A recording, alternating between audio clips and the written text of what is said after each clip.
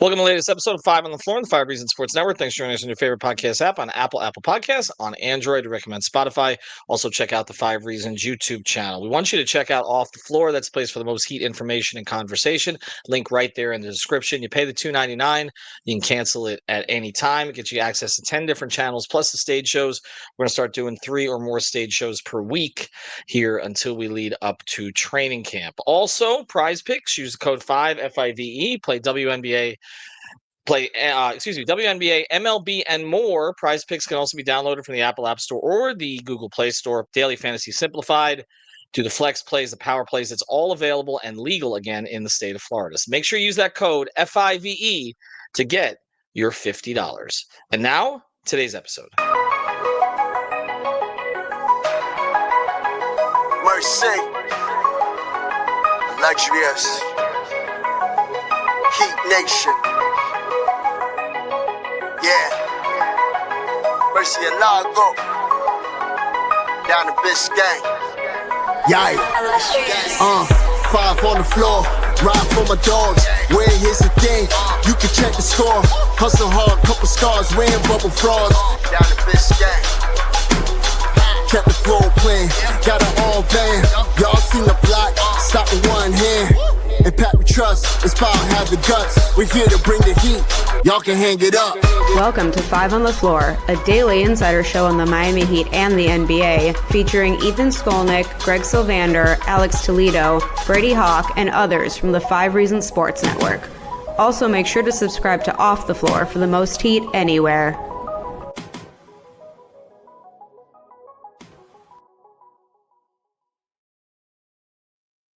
All right, welcome back to 5 on the Floor. Here's today's floor plan. I'm Ethan Skolnick. You can follow me at Ethan J. Skolnick at 5 Reasons Sports. We got Eternal Bast. You can follow me at Eternal Bast. You can also find him on Off the Floor and on Playback. You can find that at playback.tv/5RSN. So the Miami Heat are going young, sort of. They've acquired Norm Powell, who's in his 32-year-old season this year. Andrew Wiggins is going to be 31 later this season. Other than that, the core rotation players on this team are mostly 28 or younger. Bam Adebayo is 28. Tyler Herro is 25, I believe, going to be 26 this season. And then there's a whole bunch of players under that. This is one of the youngest teams that the Heat have fielded in a while. Reminds me a little bit of the 03-04 team, although there were actually more established vets on that team. Well, Brian Grant and Eddie Jones, at least, but you also got Dwayne Wade, Caron Butler, Lamar Odom, Udonis Haslem, Malik Allen were some of the young players on that team. That makes me feel really old. But as you go young, there are different ways to go young. And there are some teams that have had higher picks than the Heat. So, like, their young players are like, say, Cade Cunningham or Paolo Banchero and Franz Wagner. The Heat don't have those kind of top 10 picks. But what we're going to look at today is we're going to project what levels these players can get to, because they talk about a core of young players. So just for context, Bam Adebayo made an all-star team in his 3rd season. Okay. Drafted in 2017, drafted 14th overall, playing behind Hassan Whiteside. They, of course, were able to move Hassan. I just saw Hassan recently. Looks a lot different in the Miami Pro League. It's just hard to believe where Bam is, where Hassan is at this stage. Bam obviously took the starting job, became an all-star in Jimmy's first season with Miami. Also happened to be Tyler's rookie season. Of course, that's the season that ended up in the finals in the bubble. So that was the COVID season of 1920. So Bam was an all-star in his 3rd season. He's been an all-star twice since. Tyler Herro was an all-star in his 6th season, 2024, 2025. He was kind of close one other year, but didn't get over the hump. This year, he did make an all-star team. So he was an all-star in his 6th season. We're going to use the 2 of them. We're not going to talk about the 2 of them because they're established. Okay.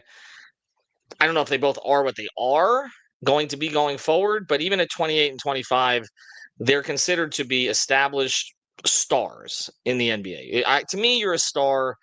Eternal, how would you qualify it? I think there's only for me, a superstar is somebody that you can win a championship with. That player is your best player. There's only about 8 of those, I think. But I think I think you could go 25, maybe 30 deep in stars. And I guess if that's the case, then I don't know necessarily that the Heat have 2 stars, although they do have 2 players who are have been all-stars? I would say that for the star qualifier, I think maybe 20, maybe 25 would be the appropriate, because I feel like, just like Pat talked about it at the press conference, at the end of the season press conference, like there ain't that many supermax guys, right? Like there are not that many superstars, right? Like I feel like you have established superstars, maybe friend superstars, like all-star level talent guys, right? Like Shea, for instance, was an all-star guy before he catapulted himself into superstar. Jokic is a superstar. Giannis is a superstar, Yeah. right? And then I think you also have some guys who were superstars who are, I wouldn't call them fading stars, but we've seen their best. I feel like, well, the trio of LeBron, Steph, and Durant probably qualifies. They're still, all three of them are still stars. Are they superstars you can build a team around that wins a title now?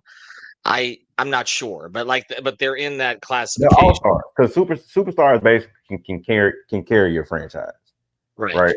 And Steph can at times, but he is not where it used to be. So I think when we talk about this qualifier, where what are stars and everything like that, you can be an all-star and not be a star. You know what I'm saying? Like some guys have made the all-star team one or maybe twice, and then like their performance in the regular season playoffs or whatever doesn't match the moniker of star. Well, what's interesting about it is there are only 24 players that are voted by the coaches or the fans or whatever as all-stars, right? Because they have that ridiculous format this year. So you would think those would be the best 24 players in the league, but when you then rank them up at the end of seasons, there are guys in that list, and Tyler's one of them, who probably wouldn't be included in the top 24 in the league. There, others might be included ahead of him, but in some cases it's because they still do this East-West split for voting, and there's obviously more players out West. So it's a little bit hard to gauge it, but for the purposes of this exercise, okay, we will try to qualify whether or not any of these guys within a certain time period can be superstars. I think we can rule that out for all of them. Stars, which I would say maybe get in the top 30 in the league. Maybe that's the threshold, because there are 30 teams in the league. So maybe say a top 30 player in the league. I think then the next thing would be like quality starter would be somewhere between sort of 31 and 80 or 90. And then beyond that is kind of rotation player. And then beyond that is going to be hanging on. Okay, I think that's the way to look at this. So let's start with Kel'el Ware, who obviously was talked about very much in Vegas. Do you think he has star potential, even to the level of getting to, in 3 years, being an all-star like Bam was? Remember, he was drafted in the same range as Bam and Tyler. Drafted 15th, they were drafted 13th and 14th. Or maybe by his 60th season, like Tyler got to an all-star game. What was the chances that he could do either of those two things?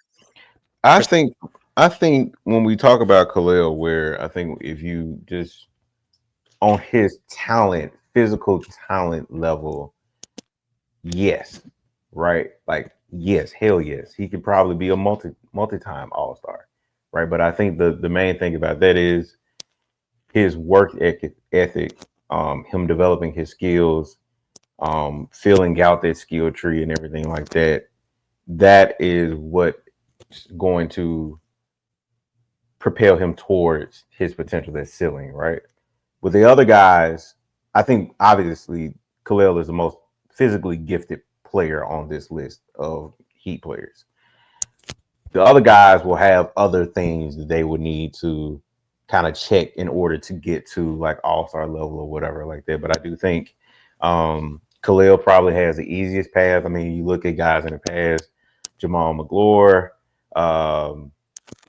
some other centers or big men who have made it just based off of just numbers, right? Like if you can come in and have a hot season of just converting really well within the paint, blocking shots, getting rebounds, things like that, and your team is in the middle high ground of your conference, then you can sneak into the all-star game as far as like as a reserve. And if he is putting up 15-15 type numbers with a couple of blocks and high efficiency in the paint, and the team is, doing really well, he may find himself as a starter. It really just depends. I mean, and it's not anything crazy saying anything like that because you've seen guys before, you're muted.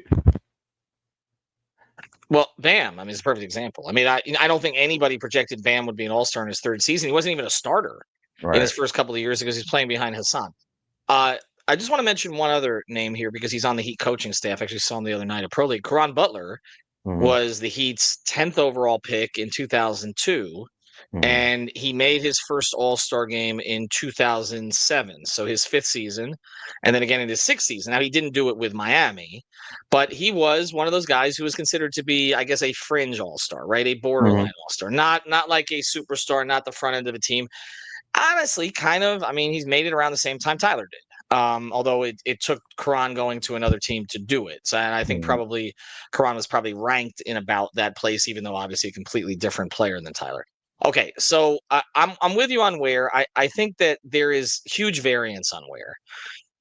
The variance is basically like if he gets it like they want him to get it, then yes, I absolutely think his numbers could put him in all-star consideration before too long, honestly. I don't think it'll be this season, but I think it could be as early as his third or fourth season because I do think he is, and Adele talks about him, and Adele's not even his biggest fan, as you know, our guy Digital Adele, but he calls him a walking double-double. Like he just walks into numbers. Like he does. Like, so the numbers are going to be there. Now, whether or not that always leads to wins depends on whether he's doing the little things that they want him to do. And another thing that will benefit Kel'el is that he's not the lone man down there because he's playing with an elite player like Bam.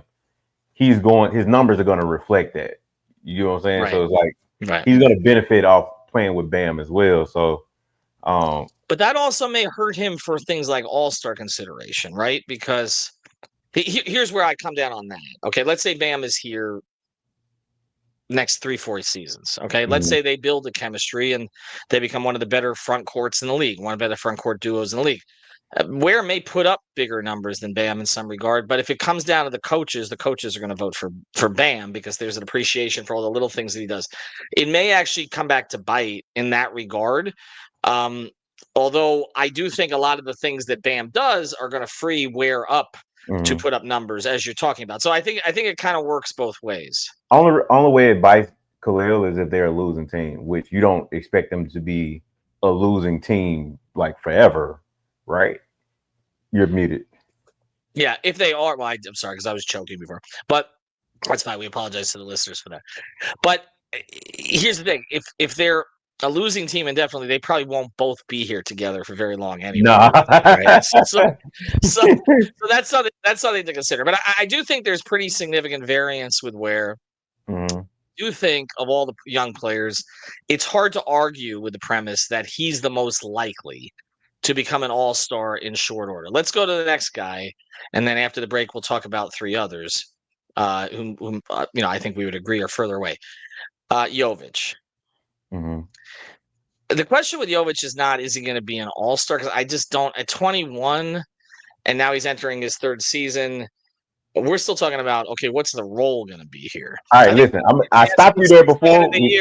I know you did, but I think he's got a better chance to be sixth man of the year than he does this season than he does to be an all-star anytime soon. Am I wrong about that? So before we move any further, because you killed me with what's his role, and you did pause on this, and then you went to Vegas. You went to Vegas, asked the man himself, and Spo looked you in your face, and what did he say, Ethan?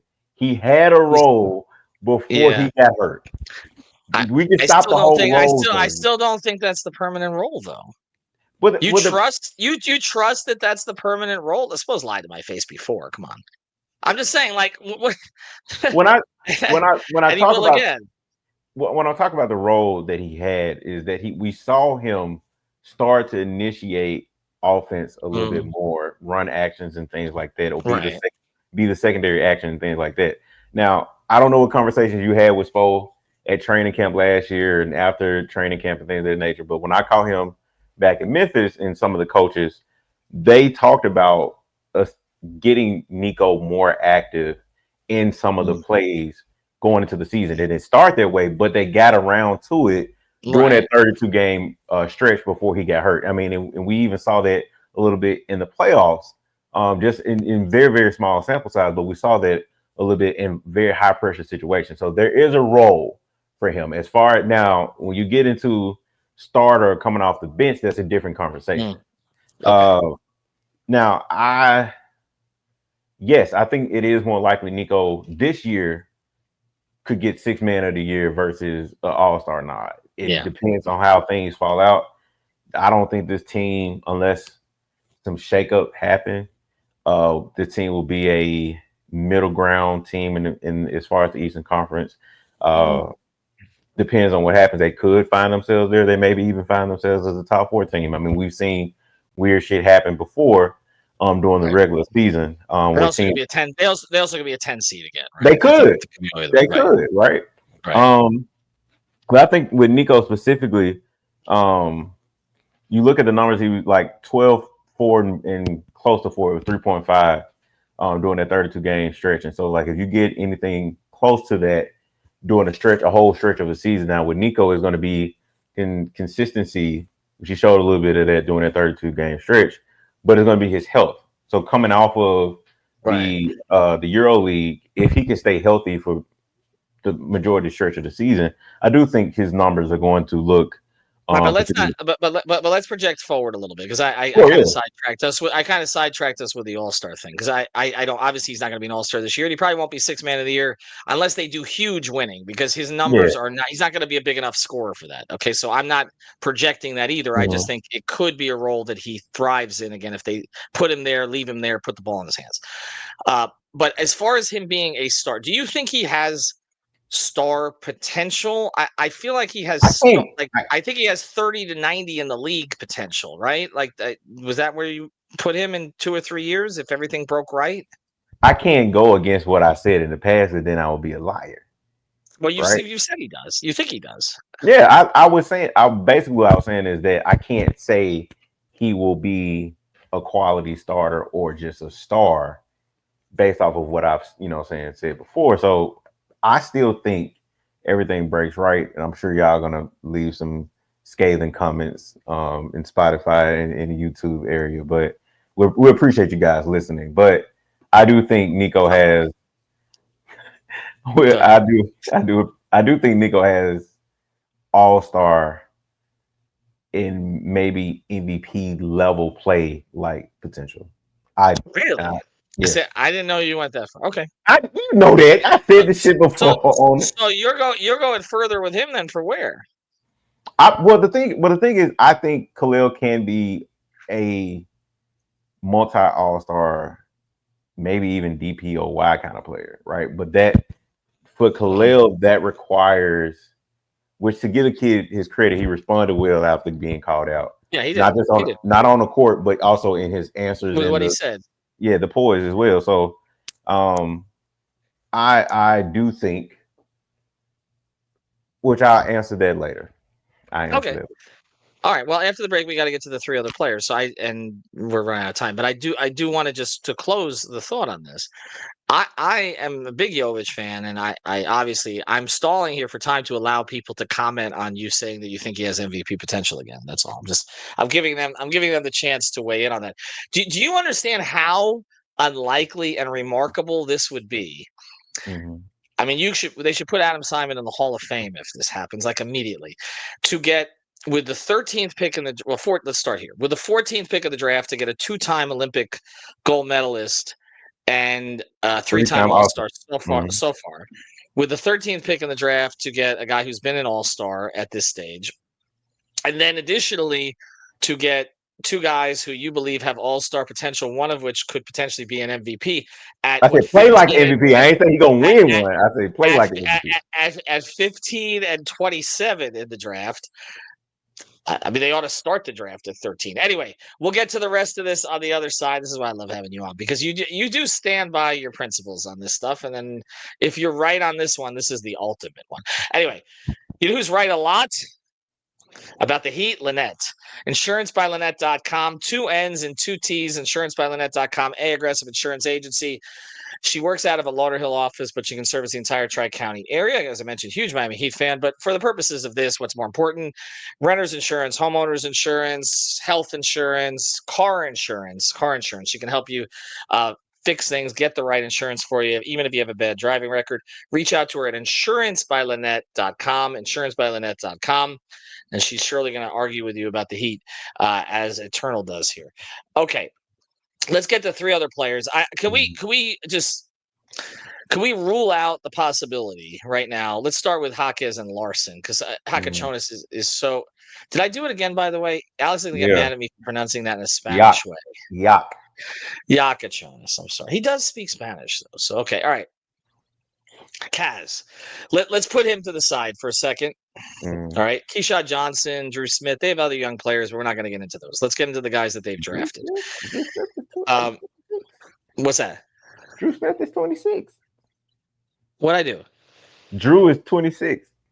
I mean, he's still young. He's younger than me. Oh, everybody is. All right, let's get into Larsson and Jaquez here. We both agree that we're not projecting all-star appearances for either of them, right? Even though Jaime was first team. Jaime, I was. And I'm not out on Jaime. Like, I still think Jaime can be a really good player. I think my biggest concern with Jaime is his health. That can really shut a lot of things down for him. What part of his health? The stomach virus ailments? I don't. Coming off a brain injury. Bro just had a really bad, just unlucky year. He's had a bad run. I don't know if it's the hell. I don't know if it's the hell. We just did a whole episode on him, so I don't want to dwell too much. But okay, all right. Let me put the question this way: do you quality starter for now for Jaime? Correct. Do you think in 3 years? And remember, Larsson was a second-round pick too, so we got to temper expectations a little bit. There's usually like 2 or 3 second-round picks that hit every year and are still in the league and are productive. I mean, not everybody is Jokic. Okay, so again, there's a raised expectation level that probably is not appropriate.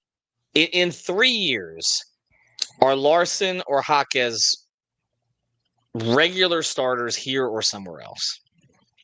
Starters? Yeah. Ooh. Do you think they are starters here or somewhere? Could be anywhere. Do you think they're NBA starters in 3 years? I think with Jaquez, we would have said yes last season. I think now there's backtracking, but I'm just adding Larsson in the mix. I'm not sure. Yeah. If you would position the question to be rotation, mainstay rotation. I think Larsson's more likely than Jaquez in that case, but I think Jaquez is more likely to be a starter. Is that weird? No. Because I feel like both of them could be mainstay rotation players within the next 3 years, regardless of where they are in the league. Now, as far as starter go, that's kind of hard because the health shit is really unpredictable, right? Like you never know which sports. Well, let's take health out of it. Let's take health out of it. I mean, Larsson plays like his hair's on fire. I mean, he's on the floor all the time. I mean, he's going to get hurt at some point. So for both of them, let's just take it off the table, okay? I think Jaime, yes. Larsson, no. Okay, I agree with you on that. But I also, if you were to tell me, and I said this on the previous pod I did on Jaquez, if you were to tell me that Larsson is in the league and a rotation player in 3 years and Jaquez is not, that wouldn't surprise me either. I think Jaquez is more likely to be the starter because here's why I'm struggling with Larsson as a long-term starter for someone. Is he going to shoot well enough?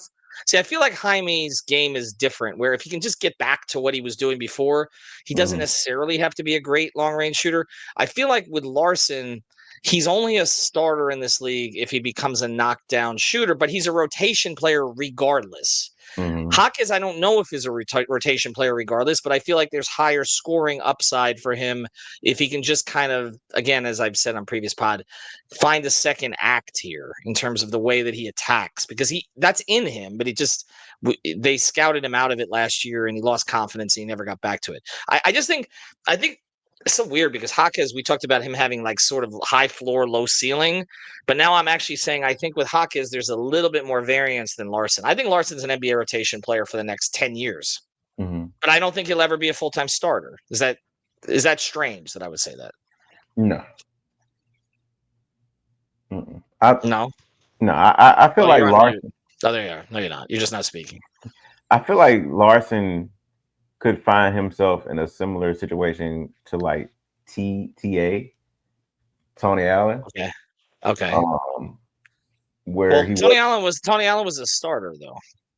No, so as far as like he wasn't in Boston, but he was in Memphis. Right. That's what I'm saying. Like if he's not in Miami, he could find himself to be a starter in the right situation, being kind of like a Caruso type player, as far as like a defender, because that's his best part of his game is his defense. Caruso's a better shooter. Caruso's a better shooter than Larsson is now. That's what Larsson is. But Caruso really didn't have much of that. It's funny when Caruso was with the Lakers, he got hyped. And yes, the defense was there, but he got hyped when he really shouldn't have gotten hyped. We know how that works in LA and the Great White Hope and all the rest of that stuff. Reeves has gotten some of that, although Reeves is more skilled. But Caruso, and then he went to Chicago, but since he got to OKC, like he has a complete game now. Like he's a better player than he was with the Lakers. If Larsson got to a Caruso level, then then he's a rotation player, borderline starter on a championship team, because Caruso is that at this stage. But and he was to me like the final piece for that OKC team. But I think Larsson is going to be in the league a long time. I don't think either of them really have star potential at this point. I don't know how Jaime would necessarily get there. I do think he can be a starter in the right situation. Again, if he finds his confidence and gets a second act. All right, let's talk about the other guy. And it's so difficult to project this. But do you think can you make any argument that I'm just going to go with Kaz. Can you make any argument that in 5 years, all right, Kaz is a star running a team? Do you think he has that type of potential? Yeah. I think the kid has. One of the things that's been super, super surprising is his level of I will get down and fucking dirty with you. If you're seeing that now, right? Like he has excellent passing vision. Excellent passing vision. Yeah, he sees the floor. And feel for the floor. Gets two in the paint, all of that stuff. So like the things that Miami can work on, the things that they can tweak, right? Like to put it in perspective, right? Kel'el has otherworldly physical gifts. And the thing is, if he gets the work ethic, I don't really want to say that for him, but if he gets the details down, the focus is what you're talking about. Right. If professionalism, as Bo said, right? Yeah. Yes, if he gets that, watch out for Kaz. Yeah, for Kaz, he already has the detail stuff. So for them, it's just kind of like tinkering out those things that you can work on. And I feel like for Kaz, they got something special. And I definitely think he can be. Well, point guards take a long time to develop. I mean, there's a guy who's going to the Hall of Fame now, and Steve Nash, who really didn't find it until he's 26. I mean, he won his first MVP at 32, 31. So it can take a while. Here's my concern about Kaz is this. I talked to and I'll reveal this because it was just he does this stuff on the broadcast. Mark Jones called the games out and called at least 2 of his games out of summer league. I saw him again the other night. We've talked about Kaz a little bit. His concern with Kaz is just his ability to beat anybody off the dribble consistently without a screen. He's concerned about that. And, as a point guard, you got to have a little of that in this league, right? And I don't know physically that they're going to, like you said, he's got the other stuff. He's got the vision, clearly has the work ethic. He competes on defense that in a really positive way. I think he's a chance to be a plus defender. But he's not going to get more physically imposing, I don't think. So that would be my only concern, and that's something that Mark kind of flagged as he watched him. Well, the thing with him as a big guard, especially 6'6", he can bully guys on his way to the rim. But the main thing for him, which is why I feel like that's something that he can tweak, is tightening his handle. Same thing with Nico, right? you have to tighten your handle if you're going to be on ball so much. Then him, he if he gets craftier with his tighter with his handle, his craftiness will help him as far as getting by guys, right? And his screen, using the screen and everything like that. We also saw him like denying the screen, right? So like there's going to be some things that come with just more gameplay, more game time, and things of that nature. And then, yeah, I think he will be fine. He's not going to be like John Wall pass guys, Dwayne Wade pass guys. But I mean, we've seen point guards before who didn't have that same burst, right? Still be able to be effective star point guards, not just, the league guy, but star point guards. So yeah, I think it'd be fine. So the overall assessment of this, and I think you may be higher on this group than most, is that they have something to work with this core if you throw it in with Bam and Tyler. There's no, like, everybody knew Cade Cunningham, number 1 overall pick, Paolo, number 1 overall pick. Like, these guys were going to be stars. Like, it's just a question of matter of time. You get busts in that, you get busts at there's been lots of busts as the number 2 overall pick. Well, Anthony Bennett was a bust as the number 1 overall pick. So there are guys who are a bust, but with these guys, you've expected it. The Heat players, there's more variance, there's more development that needs to happen, there's more work that the organization has to do, but this is an organization that is accustomed to doing that, and they get the best chance with this particular group. The hope is that they're allowed to learn through their mistakes without getting discouraged. That is the fine line that you have to find with all these young guys. I like their young core. I would say it's like a B to B plus young core. I don't think it jumps out as like an A young core. When we watched in 03 and we watched Wade, Odom, and Karan, like, even with the losing early and they started 0-7, you're like, wait a second. Like, that's, you got, I think Karan was 23 at the time. Odom was 24. Dwayne came in, 21, 22. And you're like, all right, they stick with this. Now, of course, they didn't stick with it. They flipped it for Shaq, and that worked out okay. So we'll see if they stick with this group. But I'm encouraged by what they've put together here. But I think that if they're going to need to supplement it, it's not like you can just build a young core like they have with OKC or any of that, because again, they haven't picked as high as some of those other teams. I'm glad you brought that up before we close out. For anybody out there listening, being like, "Oh, Eternal is hell is wrong with him." When you think about like development and like teaching goals, like there are guys like you said who just walk in the league and they're so fucking talented. They'll be a star regardless of where they are, right? And then there are guys that takes the right type of gardener, right, in order to pull the potential out of them. And I think this is the type of group that you have, basically, right? Like you can make quality starters out of Nico, Kel'el, Kaz, or whatever. But then if you, with the development program that the Heat have, and also too, the environment has to be right. Right, like the environment has to be right, and the culture of the team has to be right, and everything like that. Whereas a certain excellence, like you have that type of thing, then guys can pull. You can pull things out of guys that other situations wouldn't have been able to pull out of. Yeah, no, that's fair. I mean, and there are a lot of players that have busted in the NBA because they went to black holes. They went to quicksand, basically.